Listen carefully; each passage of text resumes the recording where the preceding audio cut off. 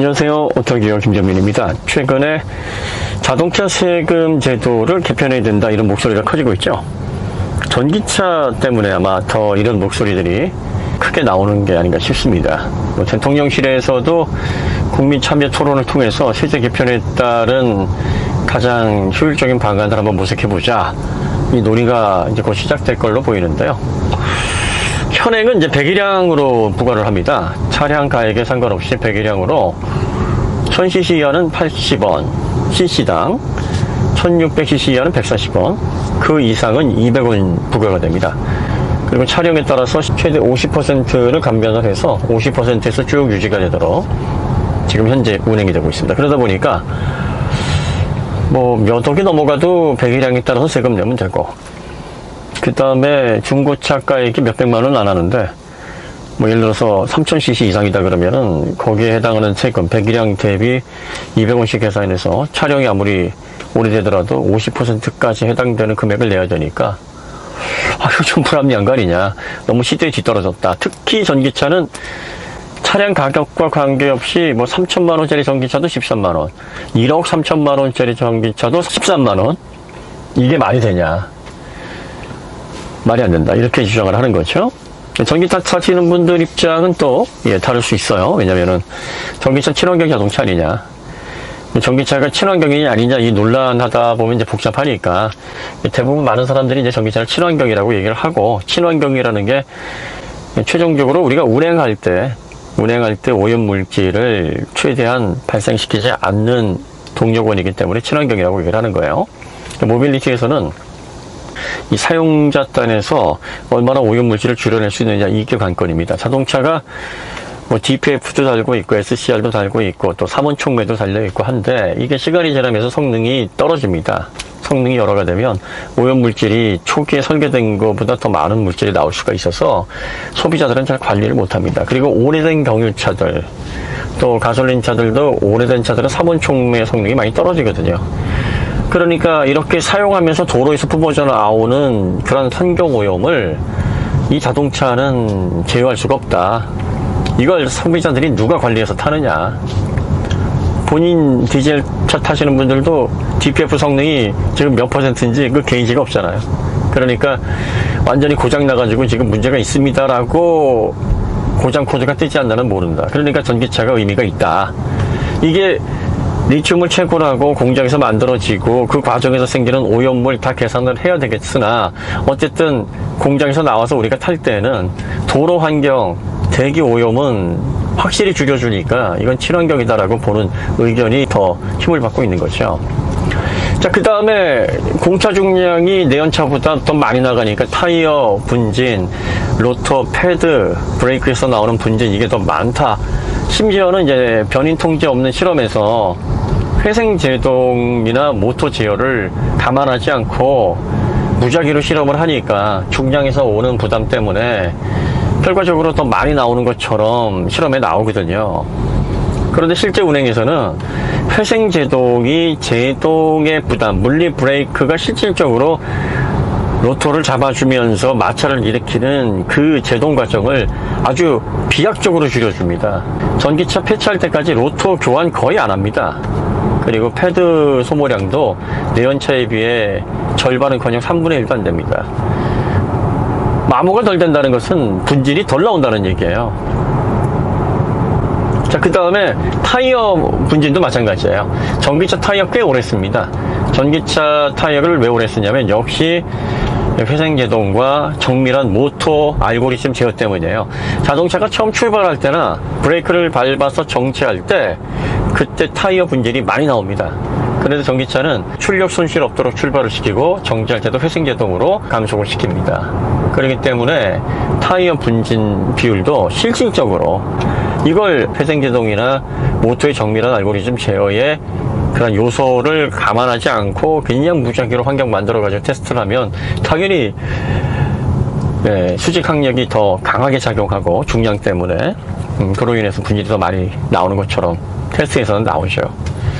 그러니까 그런 것만 보고서 와, 이거 봐, 오염 물질이 많이 나오잖아, 이렇게 많은 분들이 혼돈하실 수 있는데 실제로는 그렇지 않습니다. 이런 부분에 있어서 전기차가 유리하니까 환경에 관련해서도 전기차가 이점이 많지 않냐.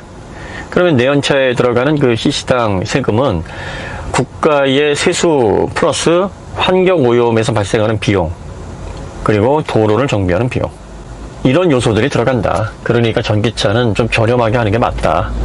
자, 그런데 이제 저렴하게 하는 게 맞다라고 하더라도 많은 분들이 그래요. 그렇다고 해도 1억 3천만 원짜리도 13만 원, 3천만 원짜리도 13만 원. 이건 좀 너무하지 않냐.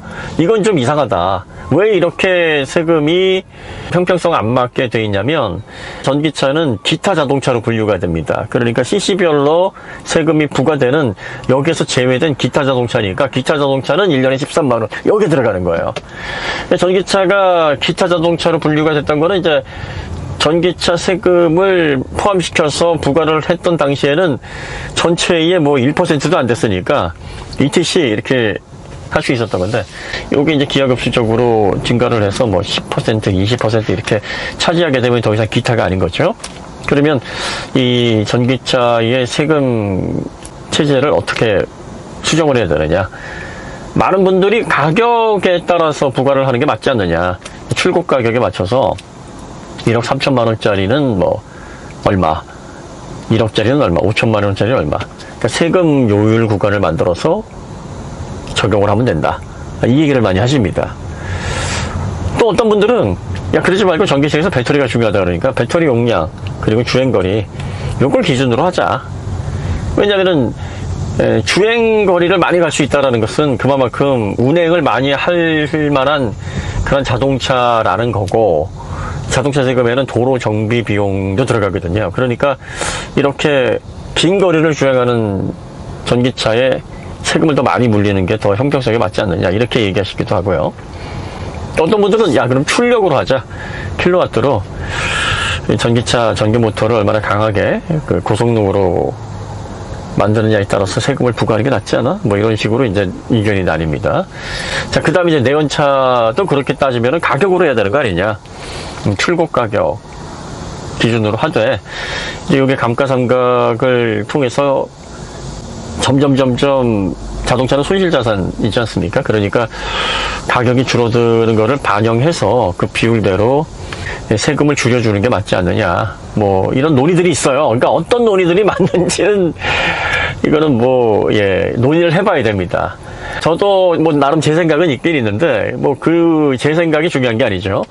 왜냐하면 이런 세제 관련해 가지고는 내연차, 전기차 그리고 또 소득 격차가 다양한 환경에 있는 분들 계시기 때문에 누구도 100% 만족시킬 수 있는 그런 보관을 낼 수 없습니다. 그러니까 최대한 많은 사람들이 수긍하고 그래 이렇게 바뀌면은 그나마 나을 것 같아라고 하는 묘안을 찾아야 되는데, 그래서 이제 국민 참여 토론을 해야 되고 합의를 통해서 이게 맞는 것 같습니다라는 의견을 통해 이제 정책을 개정을 하고 시행을 해야 되는 거죠.